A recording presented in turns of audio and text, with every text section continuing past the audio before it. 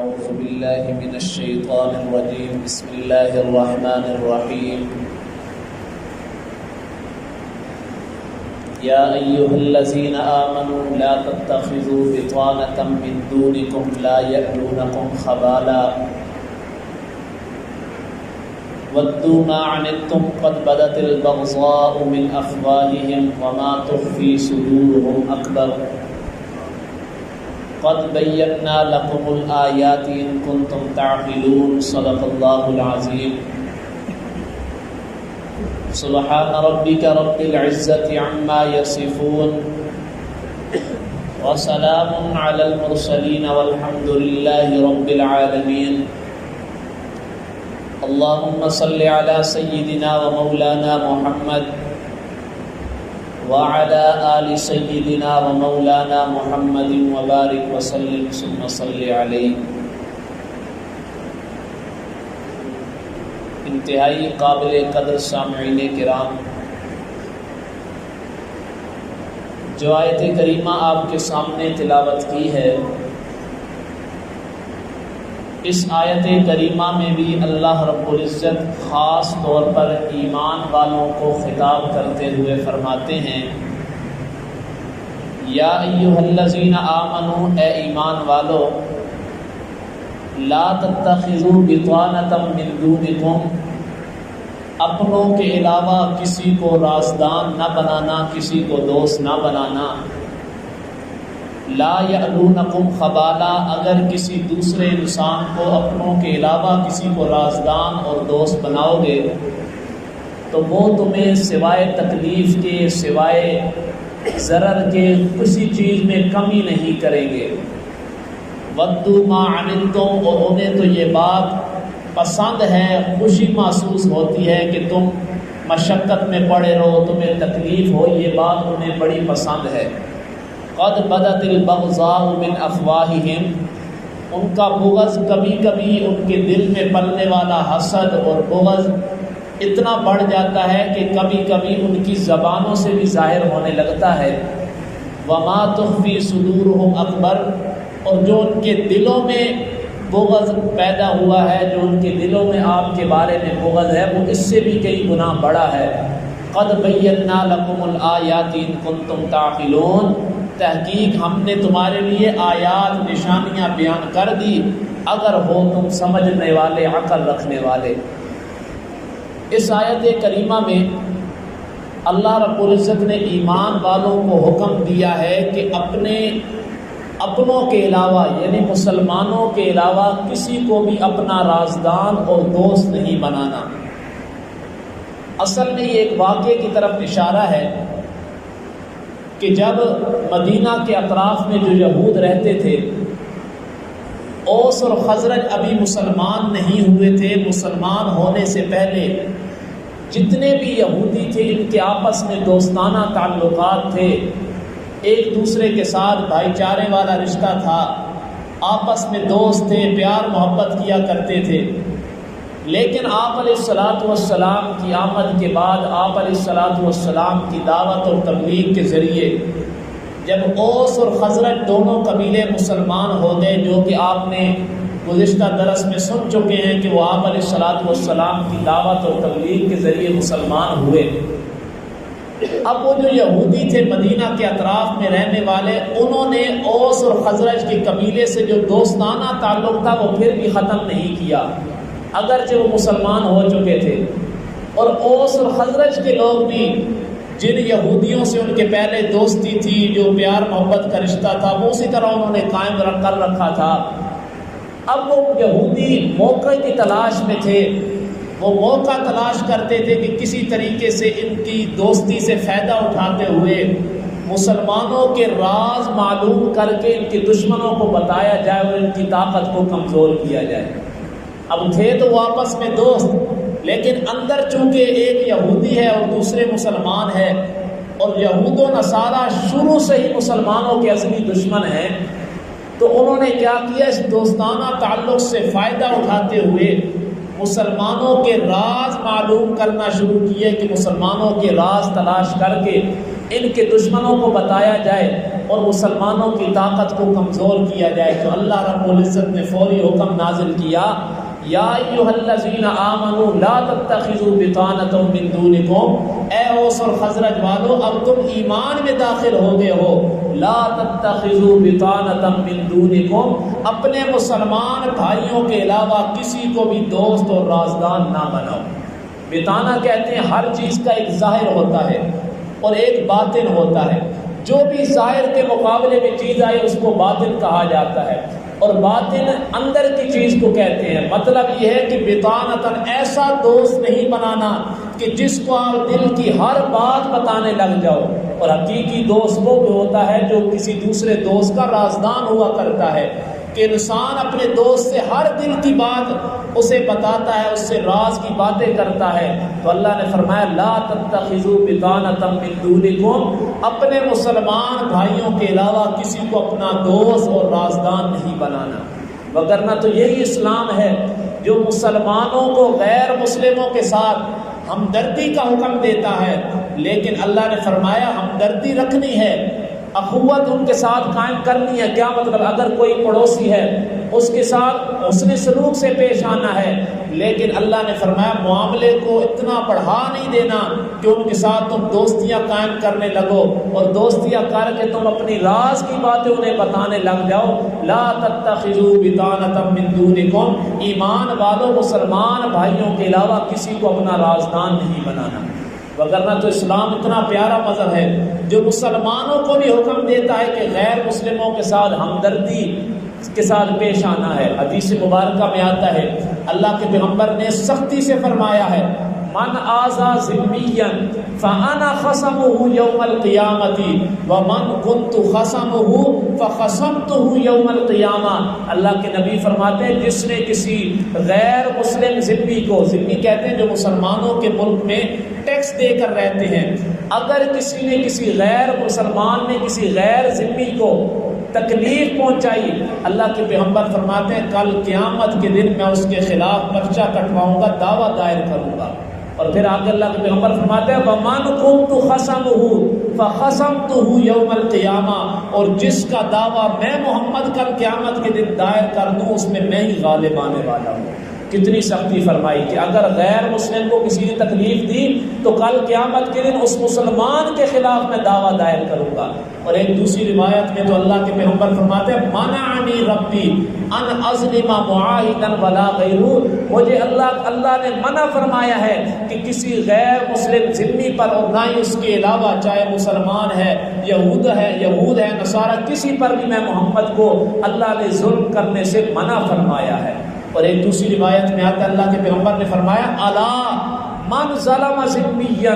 جس نے بھی کسی ذمی پر ظلم کیا، او انتقصہ، یا اس کے حقوق میں کمی کی ہے۔ کیا مطلب؟ ایک غیر مسلم آپ کے پڑوس میں رہتا ہے، اب پڑوسیوں کے جو حقوق ہیں اگر وہ غیر مسلم اس کو سمجھتے ہوئے اس کے حقوق میں کمی کرے گا تو گویا اس نے اس پر ظلم کیا ہے۔ الا من ظلم ذمیا، خبردار جس نے کسی ذمی غیر مسلم پر ظلم کیا ہے، او انتقصہ، یا اس کے حق میں کمی کی ہے، او کلفہ فوق طاقتہ، یا اگر کوئی غیر مسلم اس کے ماتحت کام کرتا ہے اور اس پر یہ اس کی طاقت سے زیادہ بوجھ ڈالتا ہے اس وجہ سے کہ یہ غیر مسلم ہے، جتنا اس سے کام کروا سکوں میں کرواؤں گا، تو اللہ کے پیغمبر فرماتے ہیں یہ بھی ظلم بنتا ہے۔ اور آگے سنیے گا، آگے اللہ کے پیغمبر فرماتے ہیں او کلفہ فوق طاقتہ او اخذ منہ شیئا بغیر طیب نفس منہ، اگر اس سے اس کی رضامندی کے بغیر، اس کی دلی چاہت نہیں تھی، اس سے کوئی چیز لے لیتا ہے، اللہ کے پیغمبر فرماتے ہیں فانا حجیجہ یوم القیامہ، کل قیامت کے دن میں اس ذمی کی طرف سے اس کے خلاف دعویٰ دائر کروں گا۔ جس نے کسی غیر مسلم پر ظلم کیا یا اس کے حقوق میں کمی کی، یا اس پر اگر اس کے ماتحت تھا کوئی غیر مسلم، اس پر اس کی طاقت سے زیادہ کوئی بوجھ ڈالا، یا اس سے کوئی اس کی دلی چاہت کے بغیر کوئی چیز اس سے غصب کی، فانا حجیجہ یوم القیامہ، کل میں قیامت کے دن اس کے خلاف وکیل بن کر آؤں گا، یعنی اس ذمی کی طرف سے میں وکیل بن کے اس کے خلاف دعویٰ دائر کروں گا۔ جہاں اسلام نے اتنی سختی فرمائی ہے کہ غیر مسلموں کے ساتھ ہمدردی والا معاملہ کرنا ہے، لیکن وہاں اللہ نے فرمایا کہ ٹھیک ہے غیر مسلموں سے اسلام ہمدردی کا حکم دیتا ہے، لیکن اپنی ہمدردیاں اتنی زیادہ نہ بڑھاؤ کہ ان سے پیار محبت کرتے کرتے دوستیاں قائم کرنے لگو، اور دوستیاں کرتے کرتے تم اپنی راز کی باتیں انہیں بتانے لگ جاؤ۔ ایسا ہرگز نہیں کرنا۔ یہ بھی اللہ کی کمال شفقت ہے اسلام مسلمانوں پر، کہ جہاں اسلام نے مسلمانوں کو ہمدردی کا حکم دیا ہے، وہاں اللہ نے فوری سمجھا دیا کہ ایمان والو، ہمدردی کا تو اسلام حکم دیتا ہے، لیکن اس بات کا حکم نہیں دیتا کہ تم ان سے اتنی گہری دوستی بنا لو کہ ان سے راز کی باتیں تم شیئر کرنے لگو، ان کو اپنی راز کی باتیں بتانے لگو۔ آگے اللہ نے وجہ ذکر کی ہے کہ ان کو اپنا رازدار کیوں نہیں بنانا۔ اللہ فرماتے ہیں قد بدت البغضاء من افواہہم، ان کے دلوں میں مسلمانوں کے لیے اتنا بغض بھرا ہوا ہے کہ کبھی کبھی وہ بغض ان کے منہ سے ظاہر بھی ہو جاتا ہے، کہ وہ جو منافقت دل میں پالے ہوئے ہیں کبھی کبھی وہ منافقت ان کے منہ سے ظاہر بھی ہو جاتی ہے۔ وما تخفی صدورہم اکبر، اور جو ان کے سینوں میں ہے مسلمانوں کے لیے بغض، وہ اس سے کئی گنا بڑا ہے۔ وہ زبان سے اظہار تو نہیں کرتے، لیکن ان کے سینے بغض اور حسد پہ بھرے ہوئے ہیں۔ قد بینا لکم الآیات ان کنتم تعقلون، اللہ فرماتا ہے ایمان والو، میں نے تو تمہیں واضح واضح بتا دیا ہے کہ یہود و نصارہ سے اور اپنوں کے علاوہ کسی کو رازدار نہیں بنانا۔ آگے تم سمجھدار ہوئے تو میری باتوں پر عمل کرو گے۔ آگے اللہ رب العزت نے ایک وجہ ذکر کی ہے، ایک علت بیان کی ہے کہ ان کا بغض تو اتنا بڑا ہوا ہے۔ اب ہونا تو یہ چاہیے تھا کہ یہود و نصارہ مسلمانوں سے محبت رکھتے۔ کیوں رکھتے؟ کہ ہم کم از کم مسلمان یہود و نصارہ کی جو کتابیں ہیں تورات اور انجیل، ان پر ایمان تو رکھتے ہیں۔ اس ایمان کے رکھنے کی وجہ سے یہود و نصارہ کو چاہیے تھا کہ وہ مسلمانوں سے محبت رکھتے۔ یار کتنے اچھے مسلمان ہیں کہ ہماری کتاب پر ایمان تو رکھتے ہیں، لیکن بجائے اس کے کہ وہ ہم سے محبت رکھتے، وہ ہم سے دشمنی رکھتے ہیں، اور ہم مسلمان ان سے محبت رکھتے ہیں کہ نہ وہ ہماری کتاب پر ایمان رکھتے ہیں اور نہ ہی ان کا اپنی کتاب پر مکمل ایمان ہے۔ اللہ فرماتے ہیں وجہ تو علت تو یہ تھی کہ وہ ہم سے محبت رکھتے، کیوں کہ ہم ان کی کتاب پر کم از کم ایمان تو رکھتے ہیں، لیکن انہوں نے تو مسلمانوں سے محبت نہ رکھی، لیکن مسلمان اتنے کم عقل بن گئے کہ ان سے محبت رکھنے لگے، اور وہ ایسے ہیں یہود و نصارہ کے مسلمانوں کی کتاب قرآن مجید پر ایمان ہی نہیں رکھتے۔ اللہ نے یہ وجہ ذکر کی ہے، ہاں انتم اولائی تحبونہم، تم تو یہ لوگ ہو کہ تم ان سے محبت رکھتے ہو، ولا یحبونکم، لیکن وہ تم سے محبت نہیں رکھتے، وتؤمنون بالکتاب کلی، تم ان کی ساری کتابوں پر ایمان رکھنے والے ہو، اس کے باوجود بھی ان کا بغض اتنا بڑا ہوا ہے کہ وہ تم سے محبت نہیں رکھتے۔ مسلمانوں تم کیوں کم عقل بن رہے ہو کہ وہ تمہاری کتاب پر بھی ایمان نہیں رکھتے، اس کے باوجود تم ان سے محبت والا معاملہ کرتے ہو۔ وَإِذَا لَقُوكُمْ قَالُوا آمَنَّا، آگے اللہ فرماتے ہیں کہ ان کی باتوں سے شک میں نہ آ جانا، ان کی باتوں پر یقین نہ کرنا، وہ تو اوپر سے اور اندر سے اور ہیں۔ وہ جب تمہیں ملیں گے تو وہ کہیں گے آمنا، ہم تو تمہاری کتاب قرآن مجید پر ایمان رکھتے ہیں۔ وَإِذَا خَلَوْا عَضُّوا عَلَيْكُمُ الْأَنَامِلَ مِنَ الْغَيْظِ، لیکن جب وہ مسلمانوں سے ملتے ہیں تو مسلمانوں کو دھوکہ دینے کے لیے کہتے ہیں کہ ہم تو اللہ کی کتاب قرآن مجید پر ایمان رکھتے ہیں۔ وَإِذَا خَلَوْا، اور جب مسلمانوں کی محفل سے علیحدہ ہوتے ہیں تو اتنے غصے سے بڑے ہوتے ہیں کہ قریب ہے کہ وہ اپنی انگلیوں کے پوروں کو کھانا شروع کر دیں، اتنے وہ مسلمانوں کے بارے میں غیظ اور غضب میں ہیں، غصے میں ہیں۔ اور اللہ فرماتے ہیں قُلْ مُوتُوا بِغَيْظِكُمْ، اللہ فرماتے ہیں میرے پیارے پیغمبر ان کو کہہ دیجئے اپنے غصے میں تم چاہے مر جاؤ، پھر بھی میں اللہ حکم نہیں دیتا مسلمانوں کو کہ تمہارے ساتھ محبت اور دوستی والا رشتہ قائم کرے۔ ان اللہ علیم بذات الصدور، اللہ کیوں نہیں ایمان والوں کو حکم دے رہے؟ کیونکہ اللہ تو سینوں کے بھیدوں کو جانتے ہیں کہ اگر وہ یہود و نصارہ ظاہراً مسلمانوں سے ہمدردی کرنے بھی لگ جائیں، لیکن ان کے دل غصے اور بغض سے بھرے ہوئے ہیں۔ آگے اللہ ایک اور علت بیان کرتے ہیں، مسلمانوں ان کو رازدان نہیں بنانا۔ کیوں نہیں بنانا؟ ان کی تو ہر وقت یہ خوشی ہے کہ مسلمانوں کو اگر تکلیف پہنچے تو وہ بڑے خوش ہوتے ہیں۔ ان تمسسکم حسنۃ تسؤہم، اگر مسلمانوں کو کوئی اچھائی کوئی بھلائی، مسلمان کسی معاملے میں غالب آ گئے، مسلمان جمع ہو گئے، مسلمانوں کی اجتماعی قوت بڑھنے لگی، ایک اچھا کام ہے، تسؤہم، تو وہ یہود و نصارہ کو بڑی بری لگتی ہے یہ بات۔ وَإِن تُصِبْكُمْ سَيِّئَةٌ، اور اگر مسلمانوں تم کسی تکلیف میں مبتلا ہو جاؤ تو یفرحوا بِہَا، وہ یہود و نصارہ اس پر خوش ہوتے ہیں۔ آگے اللہ فرماتے ہیں ایمان والوں پریشان نہیں ہونا۔ میں اللہ نے ان کے مکر تو ذکر کیے ہیں کہ وہ بڑے مکر کرتے ہیں، اوپر سے اور ہیں اندر سے اور ہیں، پریشان نہیں ہونا۔ تم اگر 2 کام کر لو تو میں اللہ ان کے مکر سے تمہیں محفوظ رکھ دوں گا۔ اللہ کتنے مہربان ہیں ایمان والوں پر کہ پہلے تو ان کے مکر کا ذکر کیا ہے کہ فلاں ان کا مکر ہے، اس لیے ان سے محبت نہیں رکھنی، دوستیاں نہیں قائم کرنی۔ آگے اللہ نے مسلمانوں کی پریشانی کو دور کرتے ہوئے فرمایا کہ ایمان والوں پریشان نہیں ہونا، ان کے مکر تو بڑے ہیں لیکن اگر تم 2 کام کر لو میں اللہ ان کے مکر سے تمہیں محفوظ رکھ دوں گا۔ وہ 2 کام کیا ہیں؟ وَإِن تَصْبِرُوا وَتَتَّقُوا، اگر تم صبر کرو، کہ اگر وہ تمہیں تکلیف پہنچا رہے ہیں، تصبروا، تم صبر کا دامن کبھی نہ چھوڑنا، وَتَتَّقُوا، اور تقوی اختیار کرنا۔ میں اکثر کہا کرتا ہوں نا کہ اللہ نے ہر معاملے میں انسان کو تقوی اختیار کرنے کا حکم دیا ہے۔ سورہ یوسف میں اللہ نے